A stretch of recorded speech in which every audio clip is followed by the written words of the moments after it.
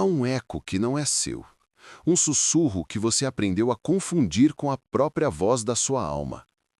É aí que mora o contrato. Ele não foi assinado com tinta, mas com o sal das suas lágrimas não choradas, com o aperto no peito que você achou que era fervor, mas era apenas medo disfarçado de devoção. Deus, a expressão do sagrado que mais nos atravessa. O abismo que poderia nos libertar de todas as pequenas prisões. Mas e quando essa expressão é sequestrada? Quando aquele que deveria ser o grito primordial da existência é reduzido a um supervisor celeste, um vigia incansável de um panóptico que construímos dentro de nós mesmos? Não é sobre fé, é sobre compliance espiritual. É o olho que não pisca. Aquele que vê você se duvidando, tendo um pensamento raivoso, escondendo uma moeda. Foucault entenderia perfeitamente. É a internalização do vigilante. Você não precisa mais de um padre, de um pastor. Você é a sua própria cela. Você se pune, se corrige, se admonesta. Você é o carrasco de si mesmo, acreditando que isso agrada a um Deus que, na verdade, você transformou num déspota. Nietzsche gritaria: ele está morto. Mas talvez o que esteja morto seja apenas essa caricatura, esse fantasma projetado nas paredes da nossa caverna.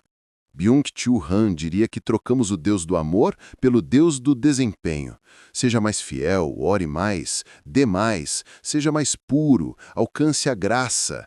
É a sociedade do cansaço aplicada ao reino dos céus. Uma espiritualidade neoliberal onde você é um empreendedor de si mesmo, tentando angariar o investimento divino. É um Deus que não liberta, ele cobra, ele não acolhe, ele audita. Sua alma vira um balancete. Créditos de obediência, débitos de desejo. Mas eu te pergunto, que Deus é esse que se alimenta de seu medo? Que precisa da sua pequenez para se sentir grande? Que fraqueza é essa, disfarçada de onipotência? A verdadeira blasfêmia não é questionar. A verdadeira blasfêmia é reduzir o infinito a um contador. É trocar a experiência mística, arriscada, terrível e gloriosa do sagrado por um mero manual de conduta para evitar o fogo eterno. Rasgue o contrato invisível. Ele não tem validade no tribunal do real. O primeiro passo para uma fé que não seja uma jaula é duvidar do carcereiro. É olhar para esse Deus fiscal e dizer, como fez Jacó ao anjo: não te deixarei ir, até que me abençoes. Exija a benção do enfrentamento, a graça do questionamento. O amor que exige obediência cega é apenas outro nome para tirania, e um tirano, por mais que vista hobbies sagradas, nunca será Deus. É hora de deixar que o verdadeiro mistério, aquele que não cabe em doutrina nenhuma, atravesse você, não para que você se ajoelhe com medo, mas para que se erga finalmente em sua própria estatura divina. Eles não vendem libertação, vendem seguros. Seguros contra um fogo que eles mesmos acendem, numa fornalha que eles próprios alimentam com seus piores medos. É a mais lucrativa e perversa das alquimias, transformar o sagrado, que é encontro, arrebatamento, risco, em uma apólice de proteção espiritual. Pagamento em prestações de culpa, juros altíssimos de arrependimento. Chamam isso de fé. Eu chamo de sequestro psicológico. A ameaça do inferno não é doutrina, é propaganda, é o marketing do medo. E é eficiente porque explora a ferida primordial, o nosso pavor ao nada, à insignificância, ao desamparo. Em vez de te ensinar a navegar no oceano do mistério, eles te vendem um barco furado, mas com a promessa de que ele é a única embarcação à prova do fogo eterno. É uma pedagogia do terror. E toda pedagogia, como Foucault bem nos lembra, é uma tecnologia de poder. Ela não instrui, ela molda, ela disciplina, ela produz corpos dóceis e almas vigilantes. Você aprende a temer mais a punição do que a desejar a plenitude, a obedecer mais do que a viver. O medo paralisa o pensamento. E o pensamento paralisado é território fácil para colonização. Você para de questionar, de sentir, de duvidar. Apenas reproduz. Oração mecânica, confissão mecânica, perdão mecânico. Um ciclo infinito de produção de culpa e venda de indultos. Byung-Chul Han olharia para isso e veria a mesma lógica de desempenho que rege nossa sociedade do cansaço aplicada ao reino do espírito. Seja mais salvo, demonstre mais arrependimento, produza mais evidências de sua fé. Até a sua salvação vira um produto de alto desempenho, uma meta a ser atingida, um benchmarking espiritual. Nietzsche, é claro, vomitaria diante desse esquema. A moral de rebanho elevada à potência máxima, a vida como um desvio do qual precisamos ser corrigidos, uma dívida incurável com um credor invisível, uma inversão completa de valores. Onde a força deveria haver, plantaram a culpa. Onde a alegria deveria brotar, regaram com o medo. E o sequestro é perfeito, porque a chave da cela está dentro de você. Você é o próprio refém e carcereiro. Eles te deram um mapa do inferno e você mesmo se encarrega de evitar cada um dos círculos, trêmulo, achando que isso é ser fiel. Mas eu te pergunto, que amor é esse que precisa do ódio eterno como contraponto? Que Deus é esse que precisa de um inferno para ser temido? Que fé é essa que, na falta de argumentos, apela para a tortura infinita? A verdadeira heresia não é duvidar do inferno. A verdadeira heresia é acreditar que o amor absoluto precisa de uma câmara de horror para ser convincente. Roubaram de você a experiência do divino e te deram um manual de sobrevivência. Trocaram o êxtase pelo escape. É hora de se recusar a ser um cliente nesse mercado do pavor. É hora de devolver a apólice furada e exigir um encontro direto, cru, sem intermediários, com um mistério. O primeiro passo para fora da jaula é perceber que você está há tempos trancado do lado de fora. O verdadeiro reino não é um prêmio para os obedientes. É uma herança para os que ousaram se libertar do terror e finalmente respirar. O silêncio obediente. Esse é o produto final. Não o silêncio contemplativo, aquele que abre espaço para o mistério respirar dentro de você. Não. É o silêncio do rebanho. O silêncio da linha de montagem. É o que mantém os templos lotados e as consciências vazias. Um ruído ensurdecedor de hinos e preces que cala a única voz que importa, a sua. Eles não querem pensadores, querem repetidores. Não querem fiéis, querem funcionários do divino, operários de uma salvação terceirizada. É uma fábrica. Você entra matéria-prima bruta, cheia de perguntas, desejos, pulsões, luz própria, e a máquina eclesiástica te processa. Corta suas arestas mais vivas, lixa suas inquietações, pinta você com a medida certa de culpa e esperança, e te empacota como um produto final, um devoto dócil. Um produto que não faz perguntas, que não contesta, que consome a doutrina e reproduz o dogma. Byung-Chul Han diria que é a espiritualidade como mais um campo de performance, a auto-otimização religiosa. Você precisa ser o melhor crente, o mais eficiente, o que mais se entrega, o que mais obedece. Até o seu amor a Deus vira uma tarefa, uma meta. Mais uma vez, você se explora acreditando que está transcendendo.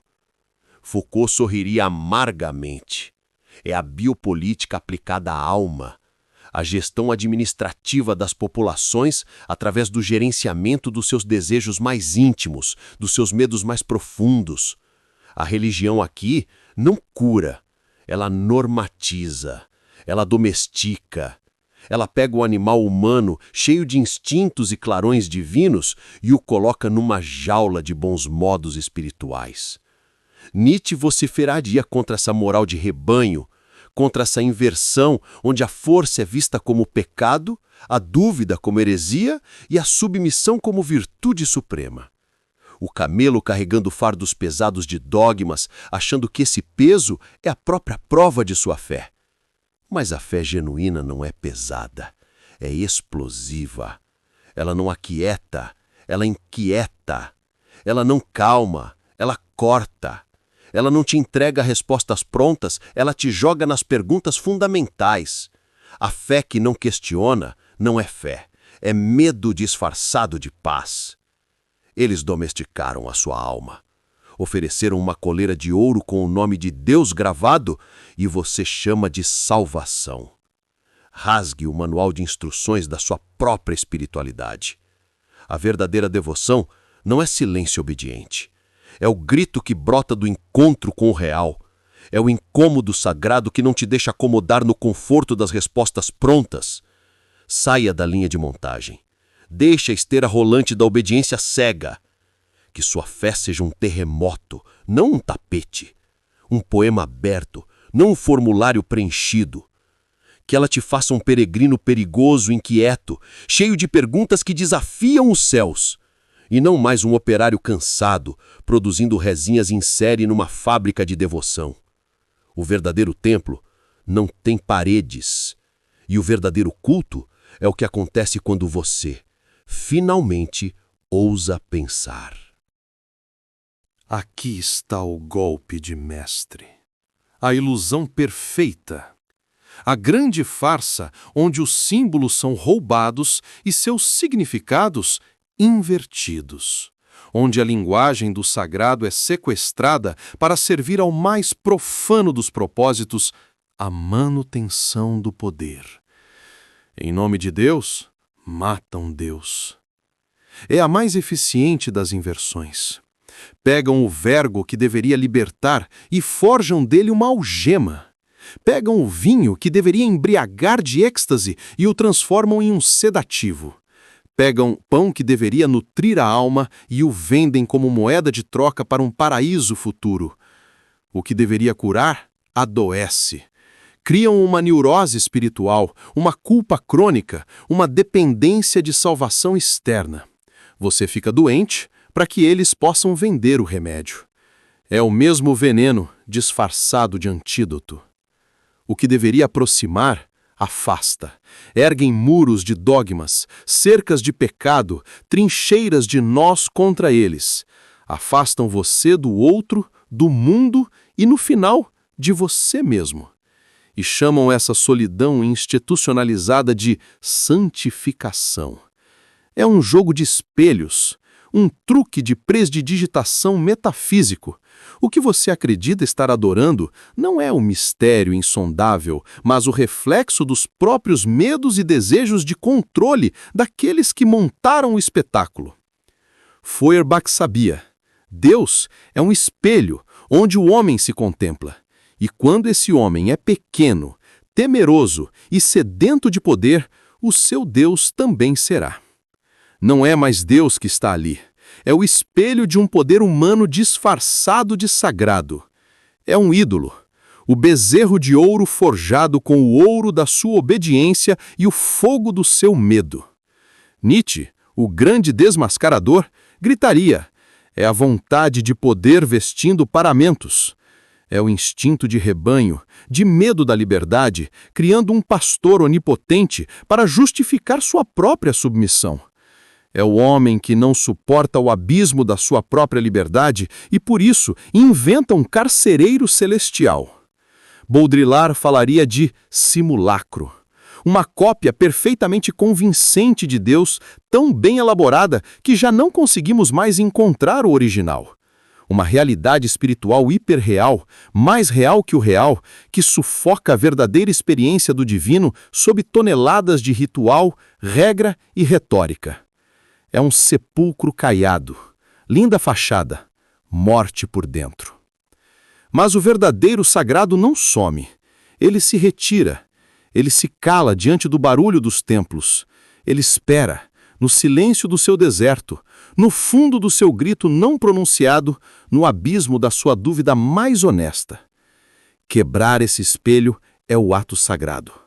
É perceber que o Deus que serve ao medo é um ídolo. E todo ídolo, por definição, é uma projeção paralisante. O verdadeiro Deus, se é que podemos dar um nome a isso, não é servido. Ele é. Ele não precisa do seu medo. Precisa da sua coragem. Coragem de duvidar dos ídolos. Coragem de esmagar os espelhos distorcidos. Coragem de, finalmente, encarar o vazio que não é vazio, mas plenitude. E descobrir que a única coisa que te estava aprisionando era a ilusão de que você precisava ser aprisionado. O reino não é um lugar para onde você vai. É um lugar de onde você finalmente se liberta. Então chegamos ao núcleo, ao ponto de ruptura.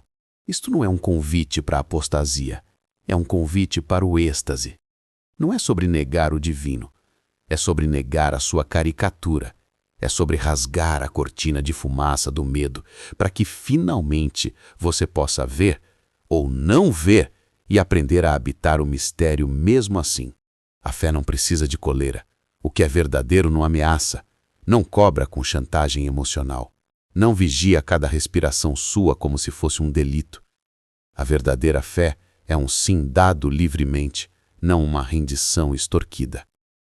É movimento, é risco, é o salto de que falava Kierkegaard, aquele que se dá no vácuo da razão, não no colo acolchoado das certezas dogmáticas. É confiança, não dívida. É um encontro que liberta, não uma prisão que conforta. Olhe para o que te foi vendido como fé. Se ela paralisa, não é fé. Se ela adormece, não é fé. Se ela te afasta da beleza crua do mundo, do cheiro da chuva, do grito da injustiça, do calor da carne, não é fé. É anestesia espiritual. Simone Weil, essa mulher de uma coragem espiritual abrasadora, nos falava da atenção. Uma atenção desnuda, desesperada, sem recompensa. Isso é oração. É estar tão profundamente presente ao real que o próprio real se revela como sagrado, sem intermediários, sem manuais, sem a garantia de um retorno. É isso que te oferecem? Ou te oferecem um pacote fechado, com regras de como olhar, o que dizer, quando sentir? Rasgue o contrato. Deixe a cortina em frangalhos. O chamado à consciência é um chamado à solidão gloriosa de se encontrar frente a frente com o que é, sem véus. Pode ser aterrador. É como sair de uma sala abafada e ser atingido pelo vento gelado da noite. Ele corta, mas também acorda. E é só nele que você se lembra. Está vivo. Deus, se for para usar esse nome, não é um Pai celestial que exige obediência. É o próprio tecido misterioso do existir. É o abismo que chama o abismo, dentro de você. Ele não precisa que você o defenda com dogmas, precisa que você o viva com coragem, com integridade, com uma confiança tão profunda que dispensa a necessidade de certezas. A fé real é isso, é conseguir ficar de pé na incerteza. É dançar no vazio e descobrir que o vazio dança com você. Não é paralisia, é dança. Não é dívida, é gratuidade. Não é prisão, é um sim tão amplo que dissolve todas as grades. O despertar é agora. É ouvir esse chamado que vem de dentro do seu próprio peito. É o divino em você, convocando você para fora da jaula. Atenda.